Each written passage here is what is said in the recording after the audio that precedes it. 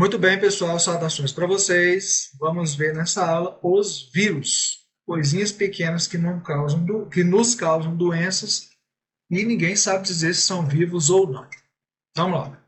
Então, os vírus, olha só, gente, a gente nem fala que é vivo, não fala que não é vivo, a gente diz que são entidades.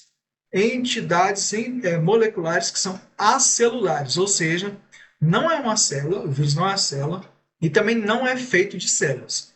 É uma entidade molecular mesmo, um troço aí, tá? Agora, como não é célula, o vírus não tem metabolismo próprio. O que era o metabolismo mesmo? É o conjunto de todas as reações químicas que ocorrem no organismo. Aí, se for uma célula só, todas as reações que ocorrem dentro da célula. Se for multicelular, todas as reações que ocorrem no organismo dentro e fora das células. Então, esses benditos desses vírus, por não terem metabolismo, eles não se reproduzem sozinhos. Tipo assim, o vírus ele não faz como uma bactéria, que se divide em duas, né, que é a forma padrão de reprodução dos organismos unicelulares. O vírus não consegue fazer isso. Tá? Para se reproduzir, ele tem que ser montado, ele tem que ser produzido. Ele não se reproduz, ele é produzido pelas células que eles vão parasitar. Ué, parasitar? Sim. Justamente por conta de não ter metabolismo, obrigatoriamente os vírus são parasitas, tá? Parasitas intracelulares, obrigatoriamente. De células só humanas, né? Não. De célula de humano, de bicho não humano, de planta, de fungo, de alga, de bactéria, de células de organismos de todos os reinos. Bom? Então, enfim, os vírus eles são entidades que estão no limite entre o que é vivo e o que não é. Certo? Então, o vírus ele existe, ele é essa coisa, essa entidade molecular, ele se liga na célula, o material genético dele, que pode ser DNA ou RNA, entra dentro da célula, aí contendo as instruções, né, os genes, para ser feito mais componentes virais, proteínas virais, ácidos nucleicos virais, que se montam, formam novas partículas virais e aí o vírus sai da célula prontinho para invadir novas células. Tá? Então o vírus é montado, é produzido pela célula. Você está vendo aqui que a célula está se rompendo, então o que vai acontecer com essa célula? Vai morrer. Tá? Por isso que os vírus podem nos causar doenças. Porque destrói as células acaba com a função dos órgãos, né? Bom, então qual que é a estrutura dessas entidades moleculares acelulares aí? Os tipos de vírus mais básicos, eles têm basicamente uma cobertura proteica, que é o capsídio. Aqui na figurinha está desenhado de azul bem escuro, quase roxo, tá? E esse capsídio, ele reveste material genético, ou genoma aqui na figura, certo? O capsídeo, então, ele é feito de proteínas e as subunidades proteicas do capsídeo a gente chama de capsômero. Não vejo cobrar muito isso não, mas tá aí, tá? Então é isso, basicamente. O vírus tem a capa proteica e dentro material genético. Aqui o capsídeo, está aqui na figurinha aqui embaixo. E lá dentro o material genético. Aqui ele está botando de exemplo um vírus que é o adenovírus. Ele não tem um negócio chamado envelope nuclear, que a gente já vai ver. E o genoma dele, como o nome já indica, é DNA, ou ADN, né? Enfim. Bom, na superfície desse tipo de capsídeo, tem umas proteínas chamadas de ligantes. Aí esse ligante é o que permite ao vírus se ligar numa célula e começar o processo infeccioso. Muito importante isso aqui, tá? O material genético do vírus ele vai ser DNA ou RNA. Gente, as coisas que a gente fala em aula de biologia de nível médio, elas são generalizações, tá? No mundo acadêmico, o pessoal discute e debate esses troços tudo, certo? Por exemplo, tem vírus que aparece com DNA e RNA, mas ele tem os dois ou na hora de ser montado, acabou que apareceu uma moléculazinha lá de DNA ou de RNA onde não era para ter. Então, esses são debates acadêmicos. Para nós vamos ficar com isso aqui, tá? Ou material genético é DNA ou RNA. No caso do adenovírus, é DNA e acabou. Então, você não vai ver RNA aqui dentro desse capsídeo dele, tá? Bom, ainda capsídeo mais material genético, a gente chama de nucleocapsídeo. Beleza. Aí aqui está o ligante, tá? Aqui no caso, isso aqui é o ligante. Proteína que o vírus usa para se ligar em células-alvo dele. Esse tipo de vírus é chamado de vírus não envelopado. Mas tem um monte de vírus, inclusive os que nos causam doenças normalmente, tá? Que são os vírus envelopados, tipo esses lentivírus aqui. É um lentivírus, por exemplo, é o vírus da AIDS, o que causa AIDS, né? O HIV. Então ele tem por fora do capsídeo um envelope membranoso. Cara, toda hora essa caneta dá isso, me dá um ódio. Tá aqui, ó, pintado aqui. Esse é o envelope membranoso. Aí os ligantes ficam no envelope membranoso. E aí lá dentro, isso aqui, ó, isso é o capsídeo. E aí lá dentro do capsídeo está o material genético, que no caso aqui são duas moléculas de RNA. Tem DNA então? Não, só RNA aqui. Tá? Bom, então como a gente está vendo, tem muito vírus que é essa estrutura mais simples, que geralmente a gente representa assim, como se fosse um hexágonozinho. Tá? Que tem o capsídeo e o material genético lá dentro pode ser DNA ou RNA. Deixa eu até botar isso aqui. Capsídeo e aqui dentro material genético.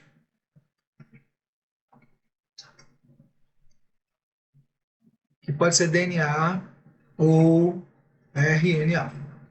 Tá? Agora, muitos vírus têm então esse bendito, esse envelope membranoso. Então, ali no slide anterior estava um lentivírus, por exemplo, vírus da AIDS. Aqui já está vírus da influenza, vírus de gripe. Tá? Esse envelope membranoso, essa coisa que cobre o vírus aqui, cobre o capsídeo do vírus, é uma bolsinha de membrana que é proveniente da célula que o vírus estava infectando. Então, assim, como é que ocorre a replicação desses vírus aqui? Bem, bem simples. Como é que ocorre a produção deles? Eles se ligam na célula, vão entrar dentro da célula. Lá dentro da célula, eles liberam o material genético deles lá. O material genético deles vai ser lido para se produzir proteínas e mais material genético viral, que vão se montar. E aí esses vírus, eles brotam da célula. Agora, é engraçado que nessa figura ficou meio ambíguo isso aí. Tá? Mas, enfim, um vírus envelopado, ele, então, é tipo isso, ó. Ele tem um envelope membranoso, deixa eu botar aqui, envelope membranoso. Dentro do envelope membranoso, o capsídeo, do desenho redondo, tá? Vou botar cap.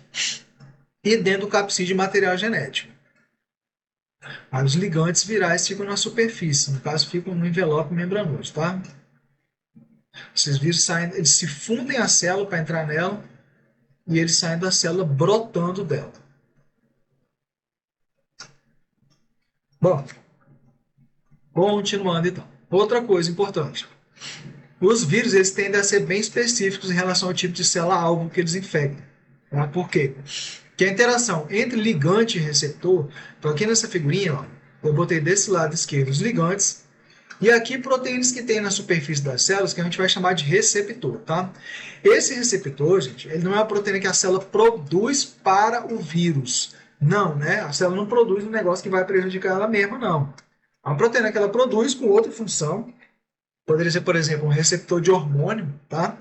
Mas que o ligante viral consegue interagir por complementariedade de forma. Tipo isso aqui, tá?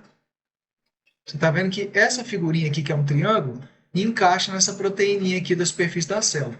Mas essa não encaixa, não tem estrutura complementar. De novo, tá, gente? Aqui no ensino médio a gente fala em termos simples. Encaixe simples, tipo isso aqui. Mas no mundo real não é encaixe simples, não. Tá? São complementariedades estruturais que têm a ver com formato, mas também tem a ver com carga, se são porções hidrofílicas ou hidrofóbicas, essas coisas todas aí. Mas, assim, para todos os efeitos, essa representação que a gente faz no ensino médio, ela serve. Tá? Então, assim, se uma célula tem essa proteína receptora e um vírus tem esse ligante, esse vírus consegue se ligar nessa proteína receptora aqui por conta da complementariedade estrutural. Certo? Liga lá. Aí ele consegue infectar essa célula. Agora, por exemplo, se a célula não tem essa primeira proteína e tem essa segunda, essa daqui até poderia ser um receptor para outro vírus, mas para o vírus que tem esse ligante não é, porque aqui não tem complementariedade de formas, tá? Embaixo aqui, então, ó, as estruturas não são complementares. Então, por isso que os vírus não conseguem infectar um monte de células diferentes. Não. Eles tendem a ser mais específicos. Tem vírus que infecta mais de um tipo de célula.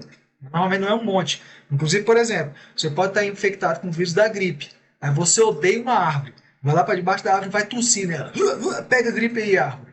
Você até vai jogar vírus nela. Mas o vírus da gripe não consegue fazer nada. Não consegue interagir com as proteínas que tem na superfície das células lá. Não tem como.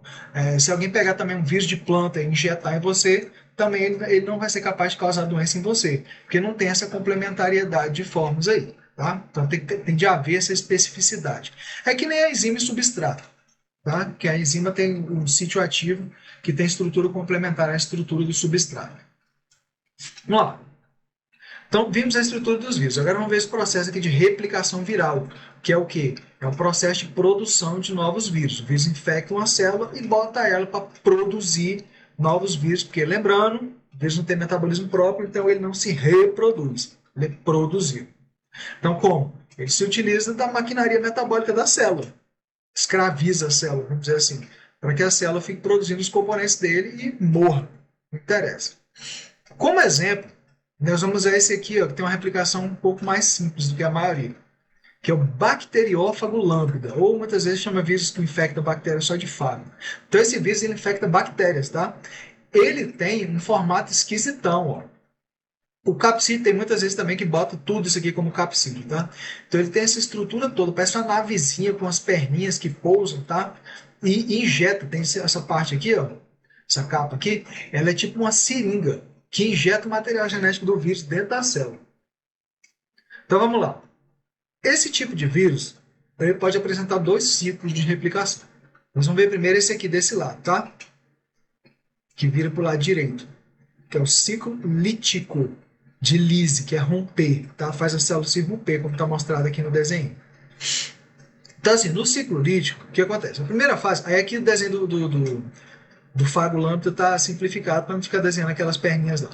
Então, o fago lambda vai se ligar na superfície da célula de novo, graças àquela interação lá entre ligante viral e receptores celulares. Beleza, ligou, houve aquele reconhecimento. É a fase 1, que é a adsorção. A fase 2, está aqui, ó, 2 mesmo, vou botar 1 e 2 agora. É a fase de inserção. Então, o material genético do vírus vai ser inserido dentro da célula. No caso, o fago lambda, o material genético dele é DNA. Então, se é DNA, já sabe que não tem RNA. Tá? Então, o material genético do vírus é inserido dentro da célula. Beleza. Tem duas possibilidades aqui. Isso aqui varia de acordo com condições ambientais. Eu não vou entrar em detalhes, tá? Ou se muitos vírus infectam a mesma célula. Nós vamos seguir o caminho da direita, tá? Na fase 3, a fase 3, no caso, é essa daqui. É a biossíntese. Então, a partir dos genes que estão nesse DNA viral, a célula vai produzir mais componentes virais, proteínas do capsídeo, e também vai replicar o DNA viral. Aí, com os componentes virais produzidos, vem uma fase 4 de montagem, tá aqui, tá? Fase 4 de montagem, em que essas proteínas do capsídeo, elas vão empacotando o material genético viral, certo? O DNA viral aqui no caso. Aí gera as partículas virais completas, ou vírions, né? Às vezes aparece o nome de vírion, a partícula viral completa infecciosa. Mas enfim, dentro da célula você está vendo que está cheio de vírusinhos lá. O que falta? Acontecer essa fase 5, que é a fase de liberação. No caso aqui do ciclo lítico, como o nome indica, vai ocorrer a lise da célula. Os vírus arrebentam a célula, cada célula produz, às vezes, milhares de vírus, muitos vírus mesmo. Tá? Então, eles arrebentam a célula e saem aí prontinhos para infectar células novas. Esse é o ciclo lítico. Agora, o que acontece? Por exemplo, vou dar só um exemplo. Tá? Às vezes, muitos vírus infectam as células simultaneamente. Nesse caso, em vez de partir para o ciclo lítico, a célula vai, o vírus, perdão, vai partir para outro ciclo que é chamado de lisogênico, que é o que tem o potencial de gerar a lise. Tá? Então, nesse caso, o DNA ele não vai ser lido logo para fazer mais proteínas virais. O que vai acontecer com esse DNA é que ele vai ser integrado, tá? Integrado no DNA cromossomal da célula. Aí assim ele fica no estágio chamado de profago, tá? E fica latente. Então o que acontece? A célula vai se multiplicando, tá? Por divisão binária ou cisparidade, né? Antes de se duplicar, ela duplica o DNA também. Então vai duplicando junto o DNA do vírus. E assim fica, tá certo? Fica aí indefinidamente o vírus sendo multiplicado dessa maneira. Agora, pode acontecer por conta de estresse ambiental que o ciclo lítico seja acionado. Engasguei. Então pode acontecer que por estresse se acione ou se troque do ciclo lisogênico para o ciclo lítico. Aí segue aquelas etapas lá que a gente viu. de biossíntese, montagem e lise da célula. Bom, então tem vários vírus que conseguem fazer esse negócio aqui de inserir o material genético dele no nosso material genético. Ou no caso da bactéria, no da bactéria. O vírus da AIDS mesmo consegue fazer isso. Tá? Pois bem, então agora vamos ver alguns exemplos de doenças que são causadas por vírus. Gente, doenças de vírus, doenças de bactérias, doenças causadas por protozoários, tem muitas. Então a gente pega assim, um apanhado simples para dar uma noção geral. Então nós vamos ver só essas aí, só essas 4. E aqui na figurinha estão uns cientistas pegando morcego para dar uma olhada para ver se esses morcegos podem transmitir algum vírus para humanos. Eles estão aqui com roupinha de Among Us, né? Para não entrar em contato com saliva, nem xixi, nem fezes desses morceguinhos aí. Então vamos lá. A primeira e mais importante que você tem que saber, mais cobrada das provas e tudo mais, é a AIDS, que é a infecção causada pelo vírus HIV, que é o vírus da imunodeficiência humana. Então, quem causa esse vírus? Ué, o que aconteceu? Opa!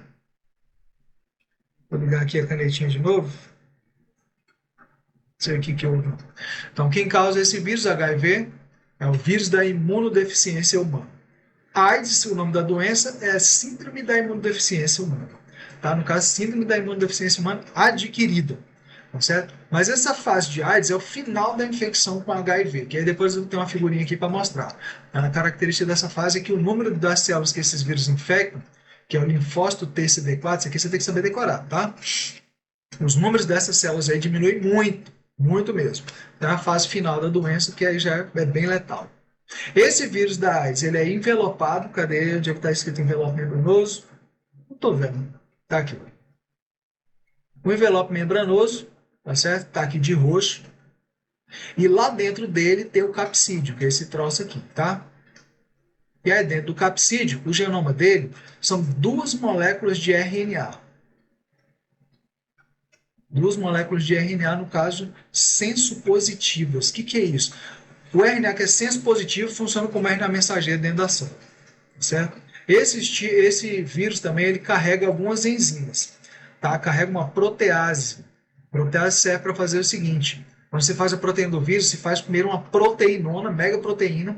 Aí essa protease que ele já carrega junto, ela quebra essa proteinona para gerar as proteínas do vírus, tá? Proteínas do capsídeo, inclusive mais protease e tudo mais. Tem também uma integrase que serve para poder integrar o material genético viral no DNA da célula. E a mais importante aqui tem que saber, tá? O vírus carrega uma enzima chamada transcriptase reversa, que faz transcrição reversa. Deixa eu ver se está escrito em algum lugar isso aqui. Não está? Deixa eu já ver isso aqui. Transcrição é o seguinte: é um processo que faz, digamos assim, né? RNA a partir do DNA.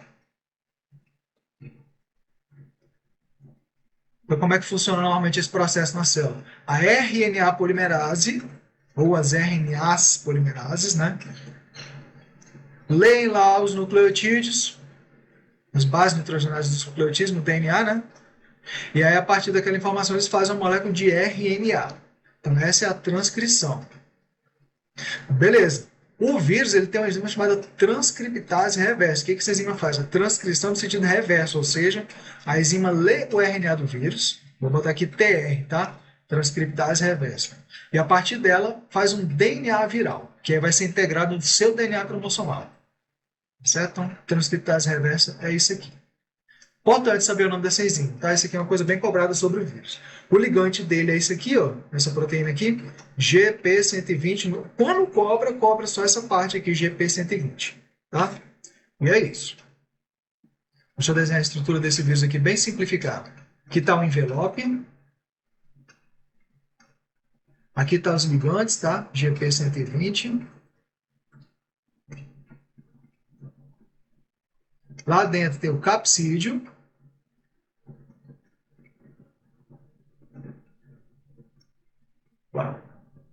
Com as 2 moléculas de RNA, cadeia positiva.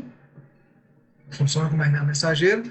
E dentre as enzimas que ele carrega, tem que lembrar da transcriptase reversa. Beleza? Pois bem, essa célula que o vírus da AIDS infecta, o linfócito TCD4, que está sendo representado aqui nessa figura, eles são muito importantes porque é como se eles fossem assim, os comandantes do sistema imunitário, os generais do sistema imunitário. certo? Eles atuam na regulação da resposta imune. Por quê? Quando você é infectado por alguma coisa, tem algum agente patogênico e ele é detectado, isso aqui é um estímulo para o linfócito TCD4 para que ele produza substâncias que são os hormônios do sistema imunitário, são essas citocinas. Essas citocinas vão ser captadas, tá? Recebidas por outras células do sistema imunitário que eu botei como outros leucócitos. E aí, quando eles captam essas citocinas, o efeito aqui no caso é efetuar a resposta imune, é combater os patógenos, certo? É isso então que o linfócito TCD4 faz. Agora, se o vírus da AIDS infecta essa célula, a azulzinha, não vai ter essa liberação de citocinas e os outros leucócitos não vão ser informados que eles têm que começar uma resposta imune. Então, por isso, o que acontece? Né? Com essa eliminação das células TCD4, a resposta imune fica muito comprometida. E aí o indivíduo fica suscetível ao que se chama de infecções oportunistas. Tá? E que é isso? São infecções que são causadas por patógenos que, em condições normais, seu sistema imunitário daria conta fácil. Tipo bactéria que causa tuberculose, por exemplo. Tá? Então, uma pessoa normal, saudável, a bactéria da tuberculose não costuma causar muito problema, não. Mas numa pessoa imunocomprometida, aí o bicho pega. Certo? Então, infecções oportunistas passam a ser letais. Pois bem, a AIDS ela é uma IST. Tá? Ela é uma infecção sexualmente transmissível. Como é que pega? É contato com fluidos corporais contaminados. Por exemplo, sangue, leite materno. Então, a mãe pode transmitir para o bebê, né? Esperma, essas coisas todas aí. Antigamente, ainda tem nessa figura aqui transfusão de sangue, porque antigamente era o caso. Tá? Tinha muita gente que precisava de fazer transfusão de sangue e acabava recebendo sangue contaminado com vírus da AIDS. Hoje em dia é bem mais difícil, porque o sangue é testado. Certo? Mas a forma mais comum de se adquirir é por meio de relações sexuais. Então aqui está acontecendo que o cara está fazendo flexão e a mulher está dando ajuda para ele poder levantar aqui na flexão. Outra coisa é esse negócio de seringa contaminar, compartilhar seringa, né? Os drogados aí que usam droga injetável, pega uma seringa só e vai injetando a droga todo mundo. Aí, se não tiver com HIV já era, passa para o outro. E tem essa transmissão vertical aqui que é de mãe para filho, mãe para feto, tanto no momento do parto quanto às vezes depois também pelo leite materno, né? Pois bem, de sintomas da AIDS. A AIDS, então, como eu tinha falado para vocês, é o estágio, é o final da infecção. Então tem uma fase inicial, tá, que chama de fase aguda, já mostra um gráficozinho, e que os sintomas são esses aí. Febre, inchaço dos linfonodos talvez seja o principal. Linfonodos são as estruturas do sistema linfático que tem um monte de leucócitos. Quando acontece uma infecção, eles incham porque os leucócitos se multiplicam muito. Então, no caso aqui da AIDS, incha muito. Incha aqui embaixo do pescoço, tem embaixo do sovaco, tem na virilha também. Acho que ele não botou isso aqui, né? Ah, botou, tá aqui. Botou aqui inchando embaixo do pescoço. Beleza. Depois vem uma fase crônica, que a pessoa pode ficar anos ou décadas nessa fase crônica. Certo? Bom, pode aparecer de sintomas aqui as infecções oportunistas, distúrbios gastrointestinais e talvez o sintoma mais característico seja esse tal de sarcoma de Kaposi, que são tumores nos vasos sanguíneos da pele, tá? Que são causados por uma infecção oportunista, por vírus de herpes, tá? Que causa esses tumores aí. Os tumores bem feios na pele, tá? Bem feios mesmo. Mas é bem característico de quem está com HIV. Aí fica anos ou décadas isso aí, tem gente que nem tem sintoma, pessoa que toma aquele monte de medicamento lá nem apresenta sintoma, mas tem gente que entra no estágio final da infecção, que é a AIDS. Então a AIDS é caracterizada por um número de linfócitos TCD4 muito baixo. Assim, eu botei esse valor aqui, menos de 300 por milímetro cúbico de sangue, mas às vezes aparece menos de 200 também com valor, menos de 200 por milímetro cúbico de sangue. Ou seja, muito pouco, não tem como efetuar a resposta imune, tá? Esse processo aqui não acontece. Então, a pessoa fica vítima de qualquer infecção oportunista e também nessa fase a pessoa perde muito peso. Fica cadavérica, perde muito peso mesmo. Tá? Então aqui nesse gráficozinho, ó, tá mostrando fase aguda, o vírus se multiplica muito. Aí vem a fase assintomática, que fica anos, tá? Às vezes décadas. E aí no final a fase de AIDS, que baixa muito a quantidade, né? Concentração ou quantidade, enfim, de linfócitos TCD4. Beleza. Se é um EST, Qual a forma principal de prevenir? Use preservativos. Feminino, masculino, o que for, tá? Use preservativos durante as relações, não compartilhar seringa, no caso lá da pessoa drogada, enfim, né? Não usar drogas, né? Melhor até. No caso de gestante que seja HIV positivo, ou seja, esteja contaminado com vírus da AIDS, tem uma terapia, tá? Antirretroviral que auxilia a diminuir a probabilidade dela transmitir o vírus para o bebê. Tá? Então, diminui o risco de transmissão vertical. Tá? É um tipo de profilaxia pré-exposição. Tem também uma profilaxia pós-exposição. Como assim? Vamos supor, o cara é médico, vai ter que fazer uma cirurgia de emergência, mas o pessoal diz para ele, ó, testamos o cara aí, o cara é HIV positivo. Como cirurgia tem contato com sangue, então às vezes o médico já toma uns medicamentos que inibem a replicação do vírus da AIDS para diminuir a probabilidade dele pegar. Ou poderia ser o seguinte, o cara depois de fazer cirurgia é informado, ó, o sujeito era HIV positivo e tal, aí ele faz uma terapia pós-exposição, mesma coisa. Toma esses remédios todos aí para diminuir a probabilidade de desenvolver a doença. Tá? Então existe a profilaxia ou a terapia, enfim, pré e pós-exposição. Bom, como é que trata? Não tem cura. Pelo menos admite-se que não tem cura, apesar de que tem gente que vai tomando esses medicamentos aí, se tratando, e vai fazendo os testes ao longo dos anos, não se detecta mais nada. Então, em tese, para todos os efeitos, estaria curado. Tá? Mas, enfim, o tratamento é feito com um monte de medicamentos que tem atividade antirretroviral, que é o tipo de vírus da AIDS, né? Porque tem lá a transcriptase reversa. Então, é chamado de retrovírus. Então, esses medicamentos eles são capazes de inibir as etapas da replicação viral. Eu já vi uma figura sobre isso. Tá? Agora, por que não tem cura, infelizmente? Porque esses vírus de RNA, vírus da gripe também, mesmo esquema, tá? Eles têm uma variabilidade genética muito alta. O motivo para isso é o seguinte: essas enzimas que fazem a cópia do RNA, ou para fazer outras moléculas de RNA, ou para fazer DNA, no caso da transcriptase reversa, elas não têm uma capacidade de correção de erros boa. Tipo a DNA polimerase, que faz a replicação do seu DNA, ela vai lendo base nitrogenada por base nitrogenada, base nitrogenada por base nitrogenada. Mas depois ela volta tudo, aí vai conferindo tudo de novo. Se ela notar algum erro, ela repara o erro. Então a taxa de erros dessas enzimas são muito baixa. Acontecem mutações? Acontece, mas é raro, bem raro. Aqui no caso já não é tão raro, porque elas não corrigem erro. A enzima que tem que fazer RNA não tem muita necessidade de corrigir erro, porque o RNA não é uma molécula que é feita para ser duradoura dentro da célula. Então, mesmo que ela seja uma molécula mutante, que gera uma proteína lá defeituosa, normalmente os efeitos não costumam ser muito danosos, não. Certo? Então, o que acontece? É difícil desenvolver um medicamento para esses vírus com essa variabilidade toda. Porque um determinado medicamento ele pode agir bem contra uma variedade, mas não age bem contra a outra. Então, tem que ficar desenvolvendo um monte, testando um monte aí para ver. Tá? Por isso, pelo mesmo motivo, vírus de gripe tem vacina nova todo ano. Tá? Que é uma vacina contra as variedades que estão mais comuns naquele ano ali, naquela população. Tá? Pois bem. Então, aqui está a replicação do vírus da AIDS. Então, ele se liga lá na célula. O ligante dele é GP120, que se liga no receptor da célula, que é o CD4, proteína chamada CD4. E tem um correceptor chamado também de CCR5, que é alvo de medicamentos. Tá? Tem inibidores de ligação ao CCR5. Então, CD4, por isso o nome da célula é linfócito T CD4. Tá? Tem também medicamentos que inibem a fusão de membranas para o vírus entrar dentro da célula, fase de inserção. Que o vírus entra dentro da célula, ele se desfragmenta todo, solta as moléculas de RNA dele lá dentro da célula. Está aqui, ó. O RNA viral. Solta ele aqui dentro da célula, aí esses RNAs vão ser lidos, né? Para fazer proteínas virais e tudo mais. Então tem aqui uma fase de transcrição reversa antes, né? Que é aquele negócio do RNA da origem a DNA. Então tem inibidores de transcrição reversa. Esses medicamentos aqui, por exemplo.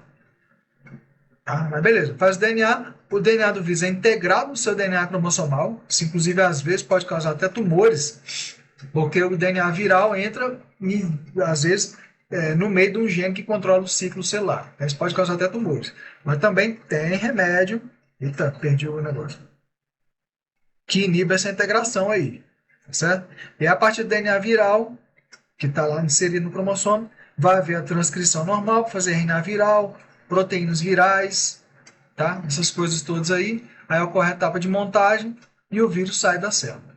Bom, então assim, tem medicamento que inibe a liberação do vírus, enfim, vários, tá? Vários medicamentos. Mas como o vírus é muito mutante, nem todo medicamento vai agir de maneira muito eficaz em todas as etapas ou em todos os vírus do mesmo jeito. Então, por isso que toma um monte de medicamentos. O pessoal chama de coquetel de drogas antivirais. Certo? Então, essa foi a AIDS. Então, lembra, o vírus da AIDS ele é envelopado e tem genoma de RNA. No caso desse aqui, ó, influenza, vírus ou gripe, mesma coisa, envelopado e tem genoma de RNA cadeia senso negativo. Então, essa daqui não funciona como RNA mensageiro na célula. E no caso, são 8, esses verdinhos aqui, tá? 8 moléculas de RNA esses vírus da gripe têm. São os influenza vírus, que tem os tipos A, B, C e D. E aí tem subtipos também, tipo aqueles H1N1, H3N2 e tal. O que é aquele H? É dessa proteína aqui que ele tem na superfície, que é a hemaglutinina, é o ligante, e o N é o inicial da neuraminidase, que é uma proteína que serve para fazer com que o vírus brote da célula, certo?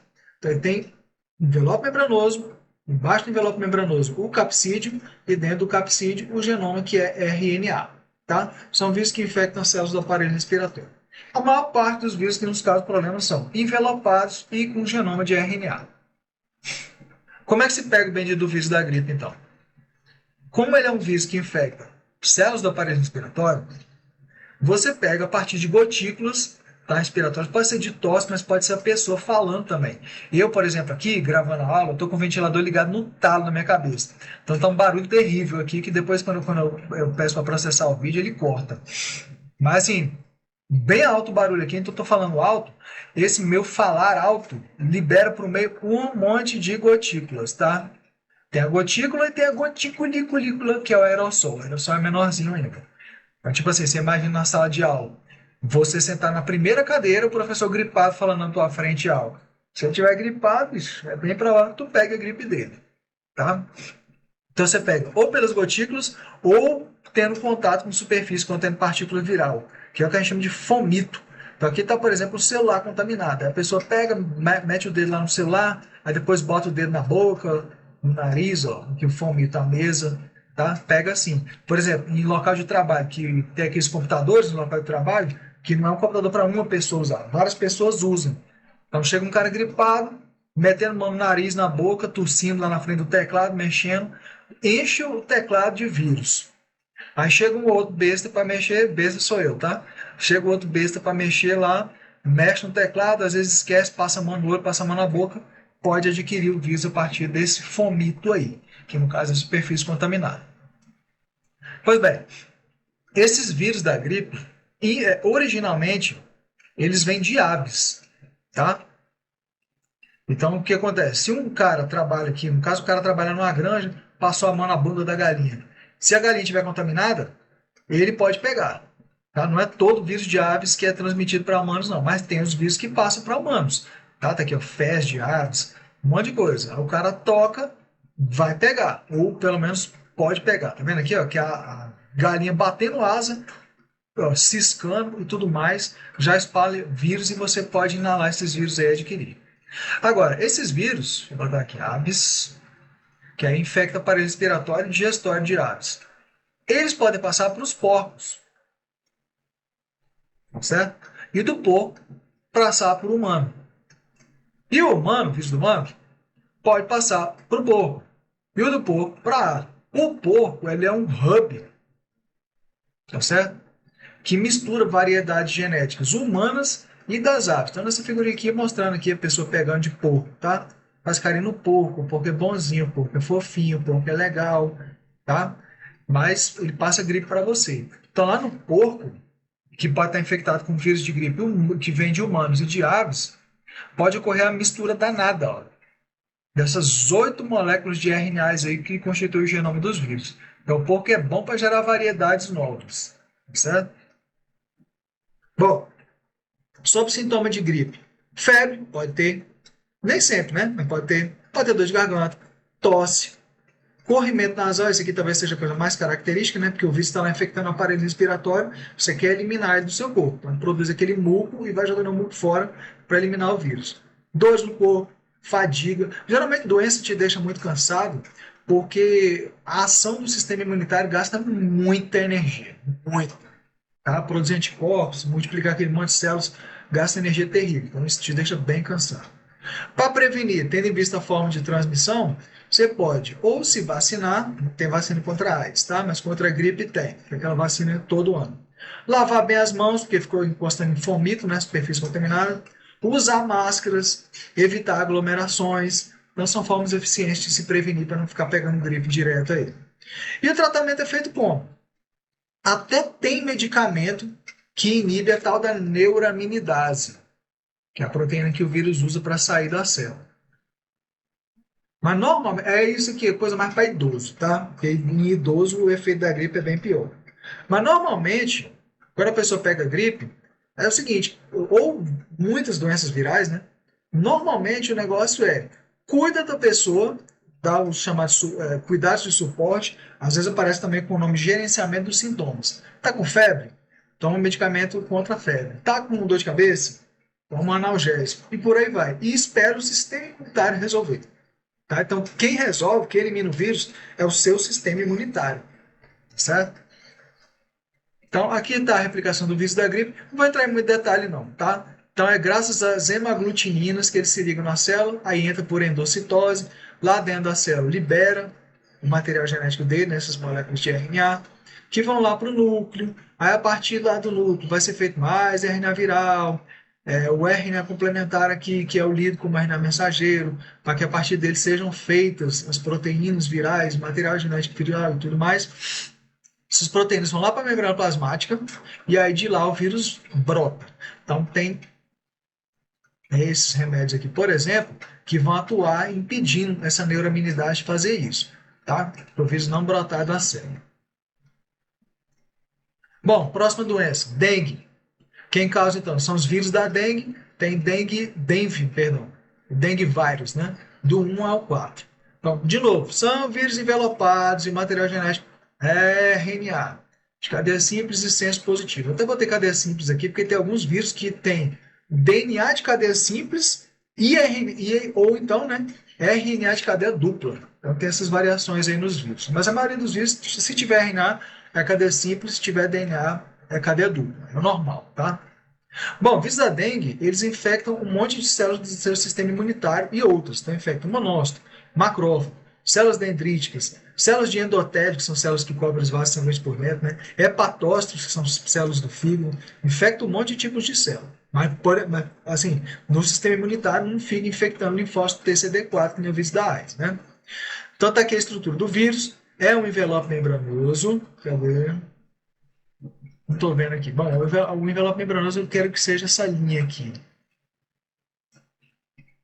Que aí tem proteínas lá, que são os ligantes virais, lá dentro o RNA do vírus, tá? Cadeia simples e positiva. Bom, o vírus da dengue se pega como? Então você viu que AIDS é IST, o vírus da gripe se pega por gotículas respiratórias e contato com superfície, mas o da dengue, ele é um arbovírus, que é Arthropod-borne virus. São vírus que são transmitidos para você por insetos vetores. Então, no caso, o vetor são esses mosquitos aqui que a gente odeia eles, tá? Os Aedes aegypti, no contexto mais da cidade, ou no contexto mais do campo e tal, Aedes albopictus. Esse nome, Aedes aegypti, é o odiado do Egito. Mas não é odiado só no Egito, não. É odiado aqui também. Porque ele transmite vírus da dengue, vírus da zika, vírus de chikungunya e vírus de febre amarela. Esse mosquito é uma desgraça. Tá?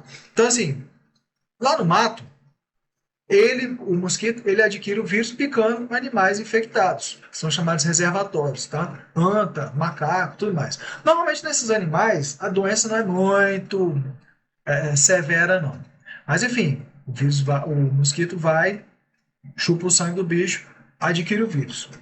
Aí, esse mosquito que adquiriu o vírus, vamos supor que chega um explorador lá, o mosquito picou o explorador. Então, a pessoa vai adquirir o vírus também.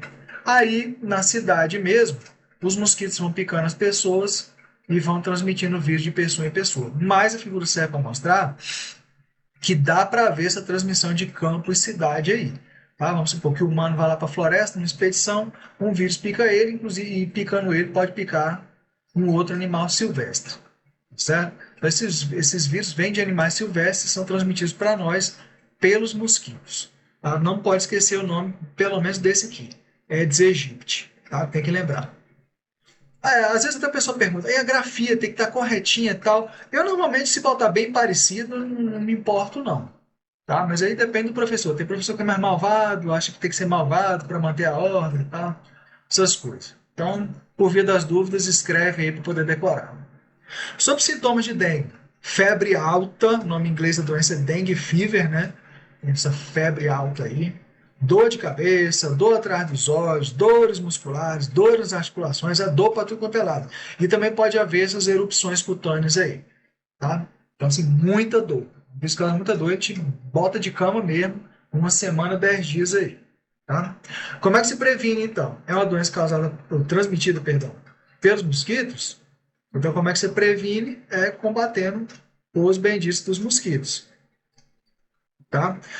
A forma mais comum e talvez mais eficiente de se combater o mosquito é eliminando os criadores. O que é o criador? Que são aquelas aguinhas, tipo em garrafa, copinho, pneu, água parada onde o mosquito vai botar ovos. Na verdade, ele não bota o ovo na água, ele bota perto da água, aí do ovo brota larva que cai na água. Tá? Nossa, esse desenho não tem nada a ver. Ovo, larva, e aqui a água. Então, enfim, ele precisa da água, porque as larvas caem na água e vão se desenvolver lá. Então você tem que eliminar isso. Tampar a caixa d'água. Se tem um monte de vaso de planta, tem que ficar olhando aqui, botar areia para não ficar aquela água, né, empoçada. Limpar a calha, porque chove, vai ficar acumulando água. Em lixeira. Essas lixeiras na rua, que tem aquele buraquinho, aí a galera vai e joga um monte de copinho lá dentro. Tô parecendo uma Among Us, minha lixeira. Joga um monte de copinho lá dentro. Aí chove, cai água lá nos copinhos. Os mosquitos botam ovo lá. Né? Então, pneu em borracharia. Em lugar aí que o pessoal planta plantas na rua, né? Bota o pneu de covinha, porque senão o pessoal que apara a grama da prefeitura rapa as plantas fora, né? Mas tudo isso aí pode acumular água que o mosquito pode botar ovo. Então, a forma mais eficiente é eliminar isso. Mas também você pode citar, usar inseticida, inclusive aquele que o carro, né, de prefeitura vai passando por aí, usar repelente para o mosquito não te picar, dormir com tela mosquiteira, usar a raquetinha que dá choque, né, raquete de torno. Não vai responder isso na prova não, porque senão o professor não vai gostar, né? Mas enfim, aquela raquetinha elétrica que mata mosquito. Combater o mosquito é a forma mais eficiente. E mais recentemente também tem vacina contra vírus da dengue. Como é que trata? Mesmo esquema. Seu sistema imunitário é que dá jeito no vírus. Então, você faz o quê? Cuidados de suporte, hidratação. Isso aqui, hidratação, eu mesmo, quando eu peguei dengue, eu tive que ir uns 3 dias seguidos para o hospital tomar soro na veia. Tá? Porque te desidrata muito. Esses vírus assim que tem esse efeito de gerar febre, infectar fígado e tal, causa muito disso. E usar analgésicos se você tiver com muita dor. Tá? Mas, de novo, seu sistema imunitário é que dá conta.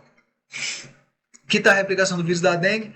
Então aqui está mostrando que ele entra ou direto ligando no receptor, ou tem outro receptor, ou então um anticorpo ligado nele, e o anticorpo ligado no receptor do anticorpo, ele entra assim também dentro da célula.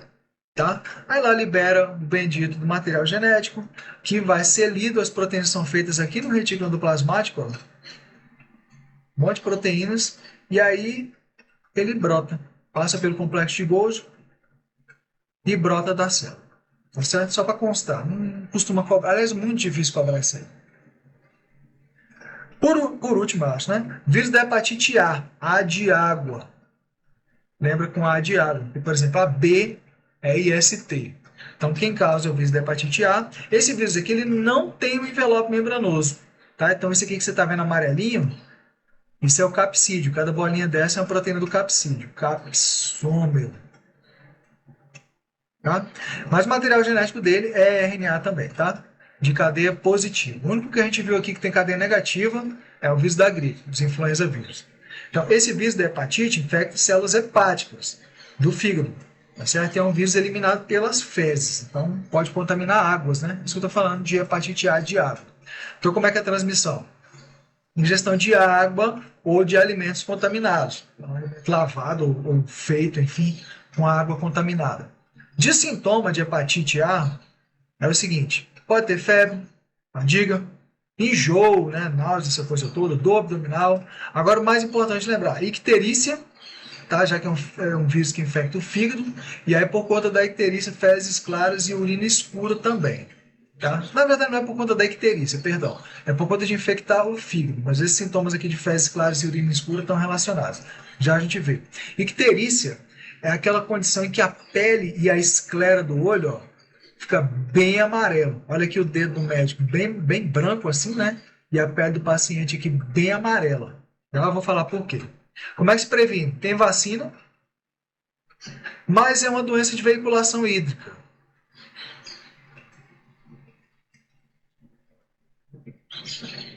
Então, para se prevenir, tende a haver a adoção de medidas de higiene e saneamento. Tipo, lavar os alimentos com água limpa, antes de consumir e preparar, essas coisas aí. Dar o destino adequado para as fezes, ampliar a rede de esgoto, essas coisas todas aí. E o tratamento é feito como? Com cuidado e suporte, tá? Não tem um medicamento que age direto nesses vírus, não. Mas o sistema imunitário elimina o vírus. Mas é bom destacar o seguinte: você tem que ter uma dieta balanceada e evitar bebidas alcoólicas para não sobrecarregar o fígado, que é o órgão que ele infecta, tá? Sobre essa icterícia, gente, para acabar, é o seguinte: no seu corpo, quando as hemácias elas morrem, a hemácia vive aí uns 120 dias. Aí tem a hemoglobina dentro da hemácia, né? As proteínas lá que transportam o oxigênio. Quando isso tudo vai sendo degradado, é gerado a partir da hemoglobina um pigmento chamado bilirrubina. Lembra de bile, porque o objetivo do troço é ser mandado lá para a bile. Então a bilirrubina vai para o fígado libera na bile, e a bile vai para o intestino, né? Aquele negócio lá que é tipo um detergente, né? E vai embora do corpo nas fezes. Ela vai sendo transformada em outros pigmentos, tá? Mas no caso da hepatite, o vírus da hepatite A ele infecta as células do fígado, perturba a função hepática. Então, o que acontece? Em vez dessa bilirrubina ir para a bile, ela é liberada no sangue. Aí o excesso que está no sangue acaba se depositando na pele e nos ossos. Nos olhos, perdão. Por isso que a pessoa fica toda amarelada, que nem os Simpsons. Tá certo? Então é isso. A bilirrubina está aqui, ó, produzida quando as hemácias são rompidas, e é para ir para o fígado e ir embora na bile. Mas, por conta de disfunção do fígado, no caso aí de vírus e tudo mais, acaba se depositando na pele. Então a pessoa fica bem amarelo o olho aqui da pessoa. Certo? Aqui está o ciclo de replicação dele, bem simples, tá? É uma vez que não tem envelope membranoso, ele entra dentro da célula, solta lá o material genético dele. A partir desse RNA dele, vai haver a produção de proteínas dele. Essas aqui. Ele também vai ser replicado para gerar mais RNAs virais. Ocorre a montagem e ele sai da célula. Certo? Mas não sai brotando. Quem sai brotando da célula é vírus envelopado. Esse aqui não. Então é isso aí, pessoal. Bons estudos para vocês. Ah, não! Ainda tem mais coisa para ver, velho. Para acabar, agora sim, agora para acabar. Sobre a origem dos vírus. De onde que vem? Ninguém sabe exatamente. Tem um monte de hipóteses. Então aqui eu botei duas figuras com várias hipóteses possíveis. Então, por exemplo, tem uma hipótese que acha o seguinte: a partir de coisas lá no mundo antigo, sistemas moleculares capazes de se replicar, tem alguns que geraram protocélulas e outros evoluíram nos vírus, que ficaram dependentes das células. Então, tipo assim, o vírus evoluiu junto com as células, é uma coisa separada, assim, em princípio, separada, mas dependente. Tá? Não veio de dentro da célula. Tem uma outra hipótese que se acredita o seguinte: por exemplo, dois protocélulos diferentes. Um evoluiu para se tornar mais complexo, virou as células mesmo, e outro também que foi devoluindo e virou os vírus. Aí dependente e parasita da célula.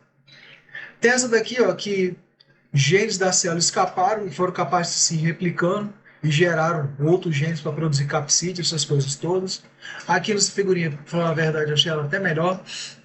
Então aqui, ó, esses replicões aí do mundo antigo se desenvolveram nos vírus, que existem até hoje, mas alguns vírus evoluíram nas protocélulas e nas células, sendo que os vírus continuaram e infectam as células.